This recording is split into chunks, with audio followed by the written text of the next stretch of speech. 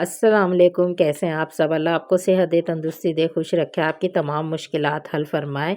तो आज मैं रमज़ानुल मुबारक स्पेशल एक ऐसी रेसिपी आपको बताऊंगी जो बहुत ही मज़ेदार और कम खर्चे में और कम चीज़ों से बनाई जा सकती है, और डेली की रूटीन पे आप लोग इसको रमज़ानुल मुबारक में बना सकते हैं। बहुत ही टेस्टी टिक्कियाँ हैं ये।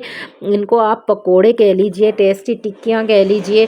ये बहुत ही मज़ेदार मसूर दाल की सिर्फ 2-3 चीज़ों से बनाई जाती हैं और इतनी मज़ेदार बनती हैं। तो चलें आएँ रेसिपी स्टार्ट करते हैं। बिस्मिल्लाहिर्रहमानिर्रहीम। इसके लिए ली है मैंने 1 प्याली मसूर की दाल। खाली मसूर की दाल है ये, और जो है इसको मैंने धोकर वॉश करके इस तरह से रख लिया है। तकरीबन इसको आधे घंटे भिगोया था मैंने। और इसमें मैंने 2 हरी मिर्चें ली हैं और 1 अदरक का टुकड़ा लिया है, जिसको मैंने एक ग्राइंडर जार में डाल दिया है। मसूर की दाल के साथ मैंने अदरक और हरी मिर्चें भी डाल दी हैं। इनको हम आधी प्याली पानी डालकर ग्राइंड कर लेंगे। अच्छा, पानी आप लोग इतना डालिएगा जितना ये अच्छे से पेस्ट बन जाए। तो इस तरह से हमने इसका एक पेस्ट बना लेना है। तो एक खाली बाउल में मैं इसको डाल रही हूँ। इसका जो पेस्ट बनाया है मैंने, इसको मैं एक खाली बाउल में डाल दूँगी। इसको हमने तकरीबन 2 मिनट के लिए फेंटना है अच्छे से, ताकि ये चीज़ें मिक्स हो जाएँ और इनको स्टे भी मिल जाए। इस तरह से मिक्स करके अच्छे से, जैसे हम पकोड़ों का बैटर मिक्स करते हैं, इसी तरह से हमने इसको मिक्स करना है 1 मिनट के लिए पूरा। तो ये जो है फ्लफ़ी भी हो जाएगा, और जो है इसका टेक्सचर भी सही रहेगा पकोड़ों के लिए, टिक्कियों के लिए। तो अब इसमें हम मसाले ऐड कर लेते हैं। अच्छा, इसमें जो है हस्बे ज़ायक़ा आप नमक डालिएगा। मैंने आधा चम्मच इसमें नमक का लिया है, वाइट नमक जो घर में यूज़ करते हैं, और आधा चम्मच मैंने इसमें लिया है कुटी हुई लाल मिर्च का, और 1/4 चम्मच इसमें हल्दी पाउडर जाएगा, और 1/4 चम्मच ही मैं इसमें गरम मसाले का लूँगी, जो पिसा हुआ गरम मसाला है उसका, और आधा चम्मच इसमें चाट मसाले का जाएगा। कोई भी चाट मसाला आप लोग ले लीजिए, इससे थोड़ा अच्छा टेस्ट आ जाता है। और 1 चम्मच कसूरी मेथी हम लेंगे, इसका बहुत अच्छा फ्लेवर आता है इन टिक्कियों में, बहुत मज़ेदार लगती हैं, टेस्ट भी अच्छा आता है। और अब ये मैंने लिया है भुना कुटा ज़ीरा, भुना कुटी काली मिर्च, और भुना हुआ जो है धनिया। ये सब चीज़ें हमने भून ली थी, तो उसको मैंने थोड़ा-सा दरदरा सा ग्राइंड करके इसमें डाल दिया है। और अब ये जो काला नमक मैंने लिया है 1/4 चम्मच है, वो चला गया है इसमें। अब हम इन सारे मसालों को इसमें अच्छे से जो है मिक्स करेंगे। इसको भी हमने तकरीबन 1 मिनट तक मिक्स करना है मुसलसल, ताकि जो मसाले हैं वो अच्छे से इसमें जज़्ब हो जाएँ। तो इसको 1 मिनट के लिए अच्छे से हम मिक्स कर लेंगे। तो देखें कंसिस्टेंसी हमारी ऐसी होगी बैटर की। और प्याज़ हम इसके बाद डालेंगे जब हम 1 मिनट फेंट लेंगे। वो इसलिए कि प्याज़ जो है वो पानी छोड़ देती है, और हम जब पकोड़े भी इसके जो टिक्कियाँ बनाने लगेंगे, तब जो है वो इसका बैटर जो है पानी-पानी ना हो जाए, इसलिए हमने प्याज़ जब ऐड करनी है जब हम इसको बनाने लगेंगे तब। तो इस तरह से प्याज़ को भी अच्छे से हम मिक्स कर लेंगे। और जो है अब हमने इसको रख देना है, इसको स्टे नहीं देना है, इसको चम्मच से भी अच्छे से मिलाना है। और एक पैन में जो है हमने ऑयल को गरम कर लेना है साइड में। तो ये देखें, बस इस तरह से ये बनेगा हमारा मज़ेदार सा। तो इसको जो है हमने अच्छे से मिक्स कर लेना है। अब एक पैन में मैंने लिया है थोड़ा-सा ऑयल लिया है।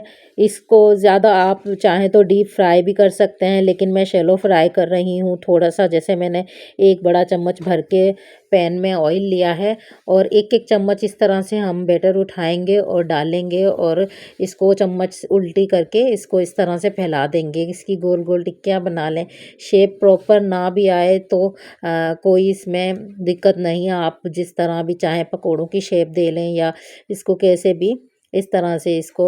और इसको जो है स्लो आंच पे पकाना है, क्योंकि कच्ची होती है मसूर की दाल, तो पकने में इसको टाइम लगेगा। तो इसको स्लो आंच करना है हमें इसकी, चूल्हे को बिल्कुल हल्की आंच पे, तब हमें इसको आहिस्ता-आहिस्ता से पकाना है।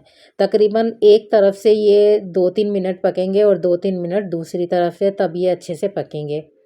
तेज़ आँच करके इसको फ़ौरन से नीचे से नहीं जलाना है, फिर अंदर से ये जो है कच्चा रह जाएगा और इसको खाने में टेस्ट नहीं आएगा।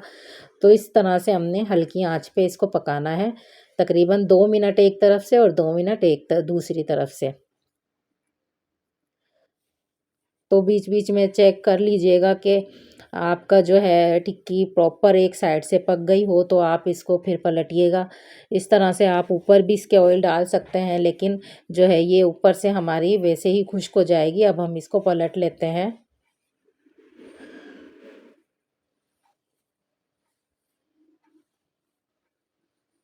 इस तरह से सारी टिक्कियाँ हमने एक-एक करके पलट लेनी है। इसको हम पकोड़ों की शेप भी दे सकते हैं, लेकिन हम वो इसलिए नहीं देंगे कि जो अंदर से पकोड़ों का बैटर है वो थोड़ा-सा कच्चा रह जाता है।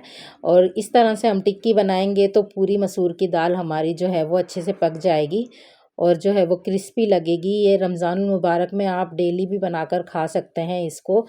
ये बहुत अच्छी मज़ेदार और टेस्टी बनकर रेडी होते हैं। इनको रायते से सर्व कर सकते हैं, केचप से आप लोग खा सकते हैं।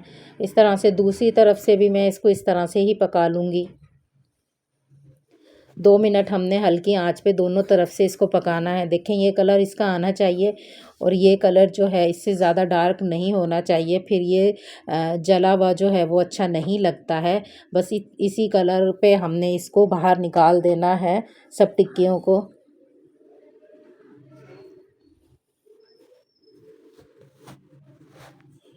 तो ये देखें इसका कलर इतना हमें चाहिए था, बस हमने ज़्यादा इसको जलाना नहीं है। ये वाला कलर जो है गोल्डन ब्राउन हमें चाहिए था। हमने अब ये सारी टिक्कियाँ निकाल ली हैं और बाकी का जो बैटर है वो भी इसी तरह हम लोग डाल देंगे एक-एक करके और इसी तरह हमने बाकी की टिक्कियाँ भी बना लेनी हैं। तो ये देखें दूसरा जो है मेरा वेज मैं इस तरह से पका लूँगी बिल्कुल सेम उसी तरीके से। तो ये देखें इसको भी मैंने बनाकर रेडी कर लिया है। तो टिक्कियाँ हमारी सब की सब तैयार हैं। मसूर दाल की जो टिक्कियाँ हैं ये बहुत मज़ेदार बनती हैं और देखें एक प्याली जो है हमने मसूर की दाल ली थी उससे ढेर सारी टिक्कियाँ बनकर तैयार हुई हैं। इसका जो जायका है वो बहुत डिफरेंट है, बहुत मज़ेदार है। ये जो है पकोड़े, समोसे, कचौरी सबको पीछे छोड़ देगा। इसका जायका बहुत अच्छा लगता है। इसको आप केचप से सर्व कर दें या रायता बना लें या चटनी आप लोग की जो स्पेशल घर में जिस तरह की भी चटनी बनती है आप उससे सर्व कर दें या इमली की चटनी बना लें आप, उससे इसको सर्व कर सकते हैं। मैं इसको केचप से सर्व कर रही हूँ। इस तरह से ये बहुत ही मज़ेदार बनकर जो है तैयार होती है। रमज़ान में इसको बनाइएगा ज़रूर और मुझे ज़रूर बताइएगा कमेंट्स में कि आपकी कैसी बनी। और आपको अगर रेसिपी अच्छी लगी हो तो प्लीज़ मेरे चैनल को सब्सक्राइब कर दीजिएगा, लाइक कर दीजिएगा, शेयर कर दीजिएगा। दुआओं में मुझे याद रखिएगा और मुझे दें इजाज़त। अल्लाह हाफ़िज़।